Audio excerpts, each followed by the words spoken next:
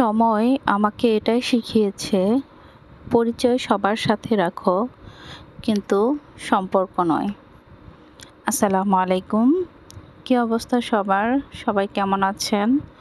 নতুন একটি daily blog নিয়ে হাজির হয়ে গেলাম। তো আজকে দুপুরের জন্য রান্না করব মুরগির মাংস, কুমড়ো দিয়ে ডাল আর সরপুঁটি মাছ ভাজি। তো শুরুতেই আমি একটি কড়াইতে তেল দিয়ে নিয়েছি। এরপর দিয়ে দিয়েছি পেঁয়াজ কুচি, থেতো করা রসুন, এলাচ, দারচিনি। এ পর্যায়ে পেঁয়াজটা বাদামি হয়ে আসলে এর মধ্যে দিয়ে দিয়েছিলাম সামান্য পরিমাণ পানি, আর তারপর দিয়ে দিয়েছি সবগুলো মশলা: মরিচের গুঁড়া, হলুদের গুঁড়া, ধনিয়া গুঁড়া, আদা, রসুন, জিরা বাটা আর স্বাদমতো লবণ। তো এই পর্যায়ে মশলাটা খুব ভালোভাবে কষিয়ে এর মধ্যে দিয়ে দিয়েছি মুরগির মাংস।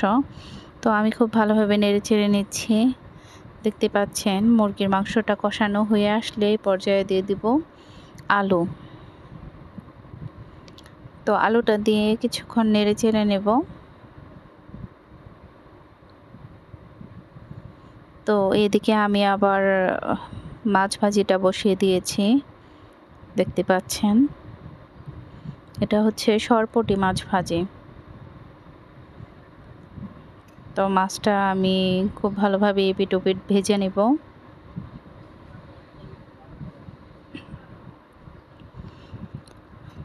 মাছ ভাজিটা আয়াস খুবই পছন্দ করে, এর জন্য মরিচটা আমি কম দেওয়ার চেষ্টা করি। আর ও কয়েকদিন যাবৎ মুখে ঘায়ের জন্য খেতে পারছে না, জ্বর থেকে উঠে। আর ও যেভাবে খেতে পছন্দ করে আমি একটু ওইভাবে রান্না করার চেষ্টা করি।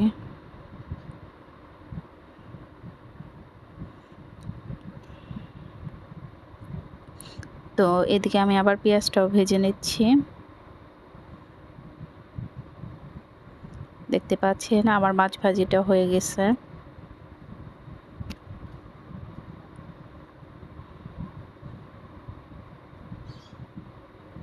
আর এদিকে রান্না করে নিয়েছি কুমড়ো দিয়ে ডাল।